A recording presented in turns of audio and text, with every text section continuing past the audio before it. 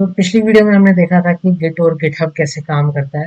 इस वीडियो में हम थोड़े बहुत फ्रेमवर्क के बारे में बात करेंगे। मेनली आपका फ्लास्क, जैंगो, नेक्स्ट.जेएस और रिएक्ट फ्रेमवर्क्स। ये चार, इनके अलावा आपको वेब डेवलपमेंट उतना करने की ज़रूरत नहीं है बिकॉज बाकी सारे आउटडेटेड हो चुके हैं। एंड ये चार फ्रेमवर्क्स ही आपका मेजॉरिटी ऑफ द काम कर लेते हैं। So without wasting any time, let's just dive into it. So react framework अगर मैं बोलूँ तो आपका फास्ट एंड रिस्पॉन्सिव साइट्स बनाने के काम आता है। जैसे कि अगर हम रिएक्ट की अपनी वेबसाइट ही देख लेते हैं।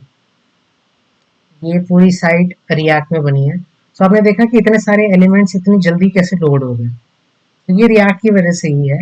इसमें जो इसका स्पीड जो है, स्पीड ही इसका मेन सेलिंग पॉइंट है कि ये फ्रेमवर्क इतना फास्ट है, इसमें लेटेंसी ना के बराबर रहती है ऑलमोस्ट। एंड सारे एलिमेंट्स एक ही बार में, जैसे रेफरेंस में अगर हम जाए तो सारा एक ही बार में लोड हो जाता है झटके से। तो ये रिएक्ट का आपका रहता है। इसमें आप, ये आपको एक फ्रेमवर्क दे देता है, डेटाबेस आप कनेक्ट कर, डेटाबेस टेम्पलेट ऑलरेडी इसमें होता है आपका। राउटिंग का फ्रेमवर्क होता है, पेजेस राउट कैसे करेंगे, लेटेंसी का होता है। तो ये सारी चीज़ें आपको इसमें मिल जाती है एक ही फ्रेमवर्क के अंदर।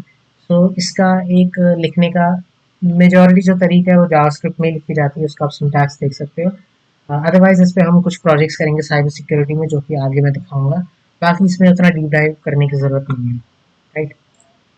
तो अब हम बात कर लेते हैं फ्लास्क की।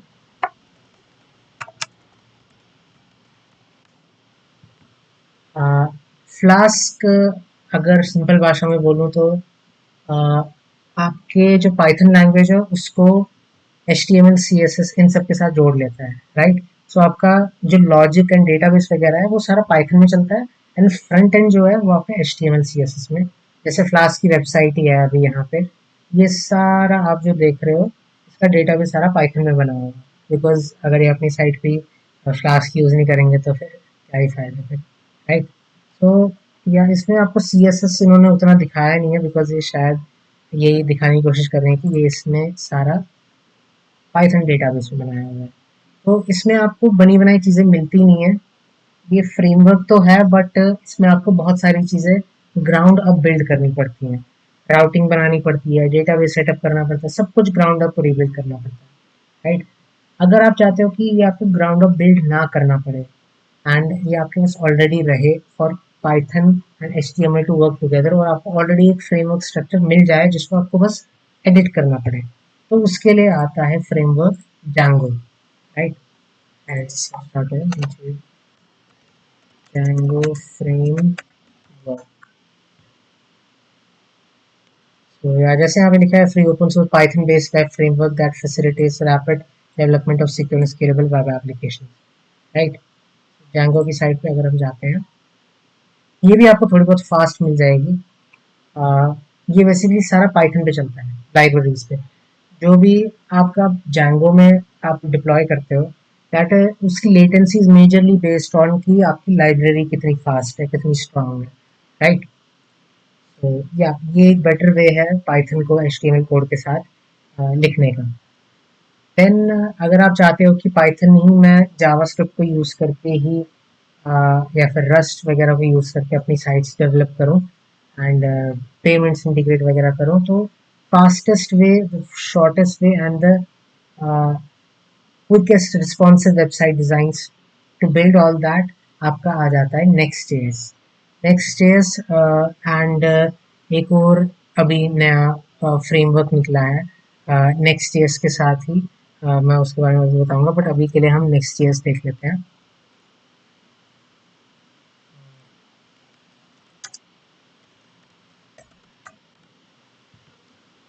So, a powerful open source React framework for building fast, scalable and SEO friendly web application।